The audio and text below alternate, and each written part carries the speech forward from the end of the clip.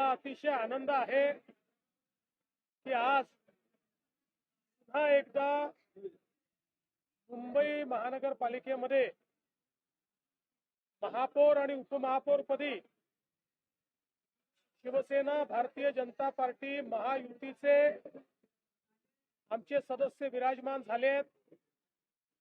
महापौर पदी सौ रितू तावडे आणि उपमहापौर पदी श्री संजय घाडी असे दोनही महायुतीचे शिलेदार हे आज विराजमान झाले आहेत आणि एक या महानगरपालिकेला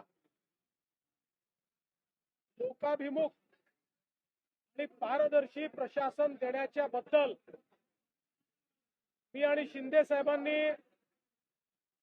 जी लोकांना मतं मागितली होती आणि मुंबईच्या जनतेने जो प्रतिसाद दिला होता त्या प्रतिसादाला अनुरूप अशा प्रकारचं आज या ठिकाणी पदारोहण होत आहे। मी विशेषतः महापौर सौ रितू तावडे यांचं अभिनंदन करतो। एक अनुभवी आणि अस्सल मराठी चेहरा म्हणून त्यांच्याकडे बघितलं जातंय। त्यांनी मागच्या काळातही मुंबईकरांच्या प्रश्नांकरता नेहमीच आक्रमक अशा प्रकारची भूमिका घेतलेली आहे आणि मला विश्वास आहे की यापुढे देखील त्यांच्या माध्यमातून मुंबईच्या विकासाचा जो कार्यक्रम महायुतीच्या सरकारने सुरू केलेला आहे तो आता महानगरपालिकेच्या माध्यमातून अतिशय चांगल्या पद्धतीने राबवला जाईल। सोबतच उपमहापौर म्हणून जुने जाणते अनुभवी शिवसैनिक संजय घाडी त्या ठिकाणी आहेत। त्यांच्याही अनुभवाचा फायदा हा निश्चितपणे मिळेल।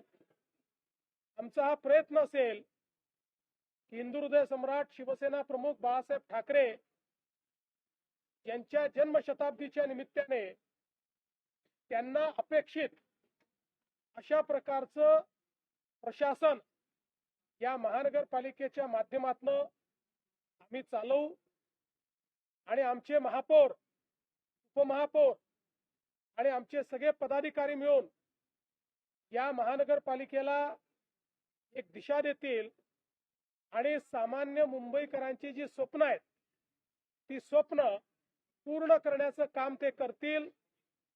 त्याला पूर्ण ताकद देण्याचं काम महायुतीचं सरकार करेल।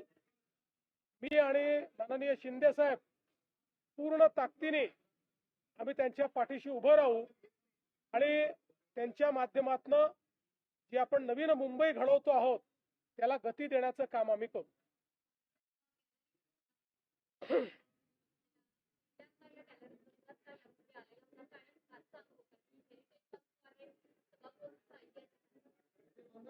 या गॅलरीमध्ये मी पहिल्यांदाच बसलो।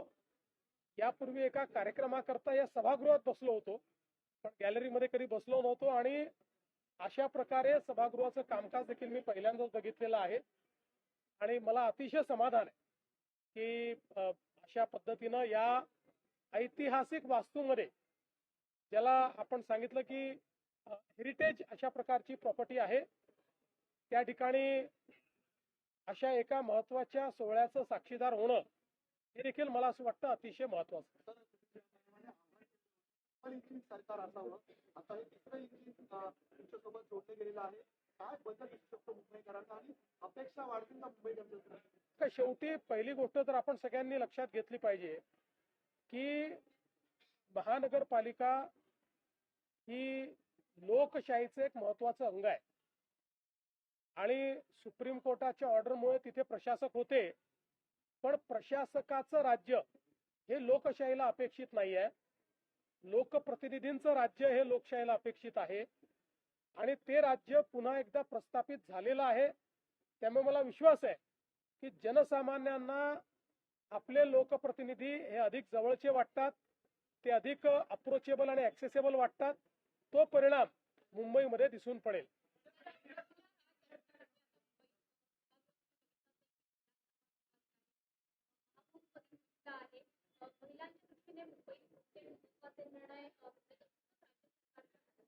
मला असं वाटतं की आता हा सगळा अजेंडा तुम्ही महापौर उपमहापौरांना विचारला पाहिजे. ते बसले आहेत, आता त्यांचं काम त्यांना करायचं आहे. त्यांना जी मदत लागेल ती देण्याचं काम आम्ही करू. आज आज बहुत बहुत हर्ष की बात है कि मुंबई महानगर पालिका में हमारी भारतीय जनता पार्टी शिवसेना महायुति की महापौर श्रीमती रितु तावड़े, इनका निर्विरोध चुनाव हुआ है और साथ ही में उपमहापौर के तौर पर हमारे महायुति के संजय घाड़ी, इनका चुनाव हुआ है. मैं दोनों को बहुत बहुत बधाई देना चाहता हूं. विशेष रूप से हम लोगों ने जनता को जो वादे किए थे उन वादों को पूरा करने का काम अब ये महानगर पालिका करेगी. श्रीमती रितु तावड़े एक अनुभवी इस प्रकार की नगर सेविका है. उन्होंने पिछले समय भी बहुत जनताभिमुख इस प्रकार का कार्य किया है.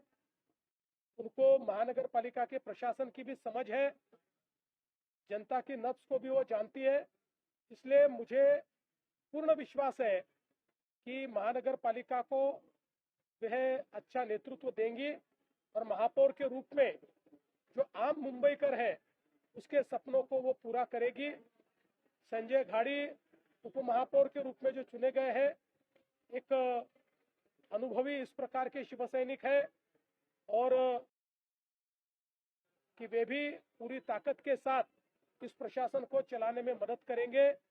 हमारा प्रयास ये होगा कि ये साल हिंदू हृदय सम्राट शिवसेना प्रमुख बाला साहेब ठाकरे जी के जन्म शताब्दी का साल है. इसलिए उनके सपनों को पूरा करने का प्रयास हमारी महानगर पालिका के माध्यम से होगा और साथ साथ समूचे देश में प्रधानमंत्री मोदी जी ने जिस प्रकार से जन जन के लिए विकास का कार्य किया है, गरीब मध्यम वर्गीय सभी तक जो विकास पहुंचाया है, उसी विकास को आम मुंबईकर तक पहुंचाने का काम हमारी महानगर पालिका करेगी. ये मुझे पूर्ण विश्वास है.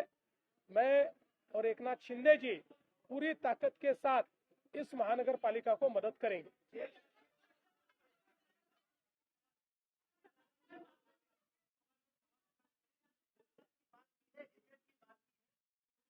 देखिए, मैंने रोहित पवार जी का वो जो उन्होंने बात कही वो मैंने देखा नहीं, थोड़ा बहुत उसके बारे में मुझे मालूम है. मुझे ऐसा लगता है कि किसी के भी मन में कोई शंका होगी तो उस शंका का निरसन होना चाहिए. इस दृष्टि से भारत के कानून में जिस प्रकार के जांच एजेंसियां हमारे पास उपलब्ध है और ऐसे मामलों में जिस प्रकार की जांच अपेक्षित है वो सारी जांच शुरू हो चुकी है. मुझे ऐसा लगता है कि इसमें सबसे महत्वपूर्ण होती है जो डीजी सेफ्टी, उनकी जो जांच होती है वो सबसे महत्वपूर्ण होती है. वो भी जांच चल रही है, ब्लैक बॉक्स भी मिला हुआ है. मुझे ऐसा लगता है कि हमने इस जांच को समाप्त होने का इंतजार करना चाहिए, लेकिन किसी के भी मन में कोई शंका होगी तो उस शंका का भी निरसन होना चाहिए.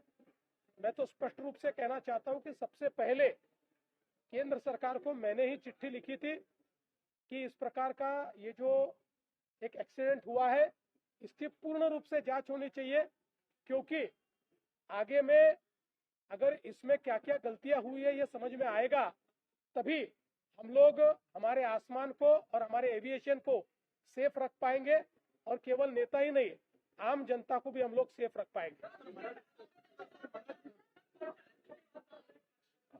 आज मी सर्वप्रथम मुंबईकरांना मनापासून धन्यवाद देतो. मुंबईकरांनी महायुतीला कौल दिला आणि खऱ्या अर्थाने विकासाला स्वीकारलेला आहे आणि म्हणून महायुतीचे महापौरपदी महायुतीच्या रितुताई तावडे या बिनविरोध आज निवडून आल्यात, मी त्यांचं अभिनंदन करतो. आणि उपमहापौरपदी संजय घाडी महायुतीचे हे बिनविरोध निवडून आले, त्यांचेही मी अभिनंदन करतो. दोघंही अतिशय कार्यक्षम आणि अनुभवी महापौर उपमहापौर महायुतीने मुंबई महापालिकेला, मुंबई शहराला दिलेले आहेत. खरं म्हणजे मुंबईमध्ये आमचं महायुतीचं सरकार आल्यानंतर मी 2.5 वर्ष काम केलं. आता देवेंद्रजी गेले वर्षभरापासून काम करतायत.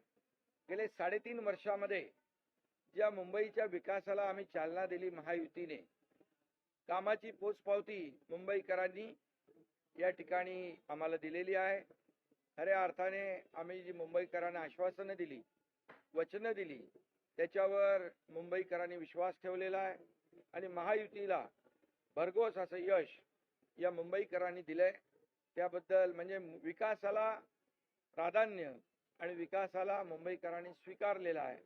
बाकी गोष्टी मी आज काय बोलत नाही, परंतु गेले 25 वर्ष जे मुंबईकर विकासापासून वंचित होते, त्या मुंबईकरांना गेल्या काही वर्षामध्ये आपण पाहिलं की विकासाची जी काही आवश्यकता होती, मुंबईला जागतिक दर्जाचं शहर व्हावं अशा प्रकारची भूमिका आमची महायुतीची आहे. आणि म्हणून मुख्यमंत्री महोदयांच्या मार्गदर्शनाखाली आज महायुती सरकार आम्ही काम करतोय महायुती सरकारमध्ये. आणि मुंबई शहरासाठी जे जे काही आवश्यक आहे ते देण्याचं काम या ठिकाणी आम्ही करू. त्याचबरोबर बाळासाहेबांची जन्मशताब्दी आहे वर्ष, आणि म्हणून या जन्मशताब्दी वर्षानिमित्त बाळासाहेबांची जी स्वप्न होती ती देखील पूर्ण करण्याचं काम महायुती करेल. त्यांचं स्वप्न होतं झोपडपट्टी मुक्त मुंबई, 40 लाख लोकांना घरं. त्याची सुरुवात आम्ही केलेली आहे SRAच्या क्लस्टरच्या माध्यमातून. आणि म्हणून मुंबईकरांना विकास पाहिजे आणि म्हणून विकासाला त्यांनी स्वीकारलेला आहे. मुंबई खड्डेमुक्त झाली पाहिजे, मुंबईला शुद्ध पिण्याचं पाणी मिळालं पाहिजे, मुंबई भ्रष्टाचार मुक्त झाली पाहिजे, मुंबई प्रदूषण मुक्त झाली पाहिजे, मुंबई ड्रग फ्री झाली पाहिजे. अशा प्रकारची भूमिका सरकारची महायुतीची आहे. आणि त्यामुळे मुंबई हे जागतिक दर्जाचं शहर आहे. त्याच्यामध्ये जे जे काही आवश्यक आहे ते देण्याचं काम महायुती सरकार करेल. या दोन्ही महापौर आणि उपमहापौर आणि सर्व महायुतीच्या पदाधिकाऱ्यांना पूर्ण पाठिंबा महायुती सरकार देईल हा विश्वास या ठिकाणी देतो. आणि त्याचबरोबर देशाचे प्रधानमंत्री नरेंद्र मोदीजी यांनी मुंबईला ग्लोबल फिनटेक कॅपिटल करायचं अशा प्रकारचं जे स्वप्न पाहिलेलं आहे. कारण ज्या वेळेस मुंबईला प्रधानमंत्री महोदय उद्घाटनाला येतात त्या वेळेस त्यांना अपेक्षित असलेली मुंबई, बाळासाहेबांना अपेक्षित असलेली मुंबई या ठिकाणी देण्याचं काम महायुती करेल असा विश्वास या ठिकाणी देतो. आणि पुन्हा एकदा मी महायुतीच्या सर्व कार्यकर्त्यांचं मनापासून अभिनंदन करतो की त्यांनी मेहनत घेऊन महायुतीचे नगरसेवक निवडून आणले, महायुतीला मोठा विजय मिळाला. आणि म्हणून मुंबईकरांना पुन्हा एकदा मनापासून मी खूप खूप धन्यवाद देतो.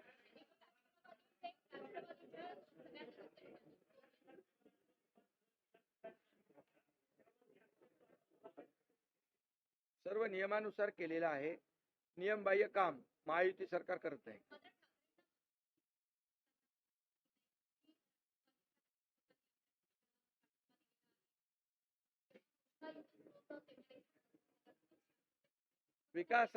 विकासाला पाठिंबा त्यांनी दिलेला आहे आणि त्यांना विश्वास आहे की महायुती सरकार गेले 3.5 वर्षामध्ये जे काम करते आहे आणि त्या कामावर त्यांनी विश्वास दाखवला आहे. त्यांना विकास पाहिजे, ते सोबत येत आहेत.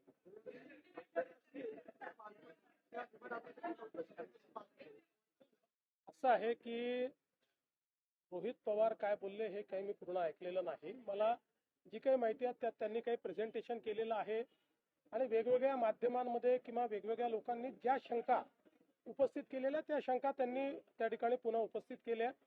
पहिल्यांदा तर अजितदादा पवार हे आपले महाराष्ट्राचे लाडके आणि अतिशय वरिष्ठ अशा प्रकारचं नेतृत्व होतं. त्यामुळे त्यांच्या अपघाताची पूर्ण सखोल आणि नीट चौकशी झाली पाहिजे. ही मागणी काही चुकीची नाही.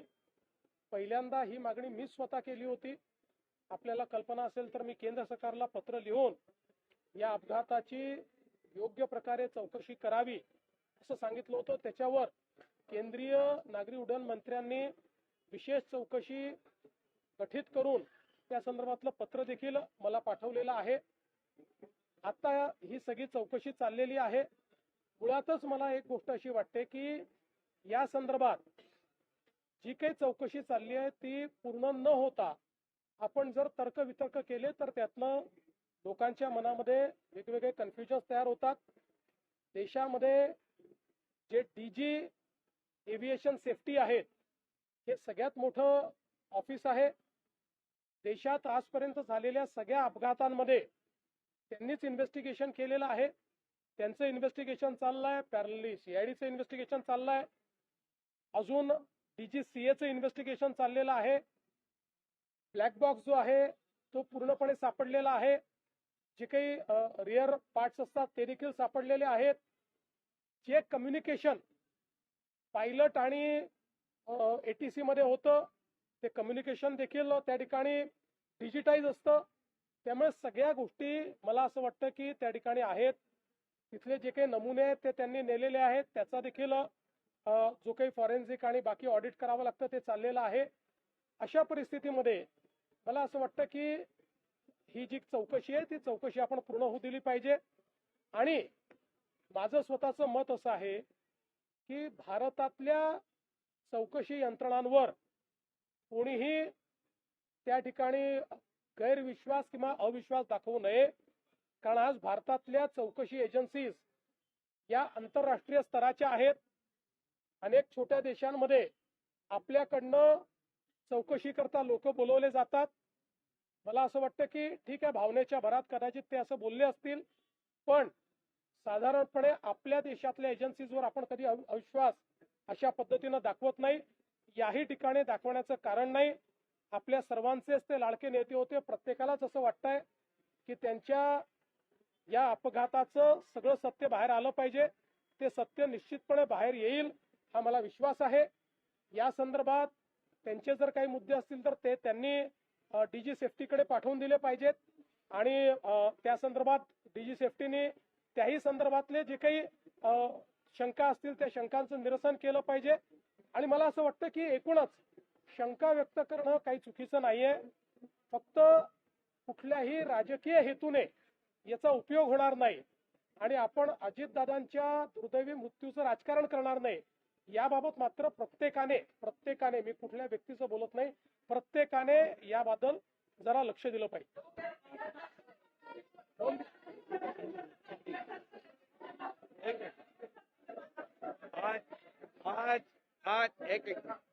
आज बहुत ही खुशी की बात है. हमारे महायुति के लिए खुशी का दिन है. आज मुंबई वासियों ने महायुति को आज बहुमत दिया है और महायुति का महापौर और महायुति का उपमहापौर, महायुति के महापौर हमारी रितुबेन तावड़े और महायुति के उपमहापौर संजय घाड़ी, ये दोनों आज निर्विरोध यहाँ पर चुनकर आए हैं. मैं उनका अभिनंदन करता हूँ. मुंबई वासियों को भी बहुत बहुत धन्यवाद देता हूँ कि उन्होंने महायुति पर विश्वास रखा है, विकास को चुना है और विकास को स्वीकारा है.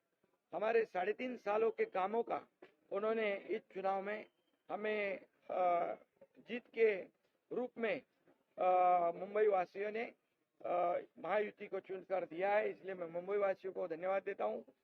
हिंदू हृदय सम्राट बाला साहेब ठाकरे जी की जन्म शताब्दी वर्ष है और इस वर्ष के औचित्य पर उनके जो सपने हैं, मुंबई को विकसित करना, मुंबई को साफ सुथरे रास्ते देना, मुंबई झोपड़पट्टी मुक्त करना, प्रदूषण मुक्त करना, भ्रष्टाचार मुक्त करना, गड्ढों से मुक्त करना, ये सब काम महायुति करेगी.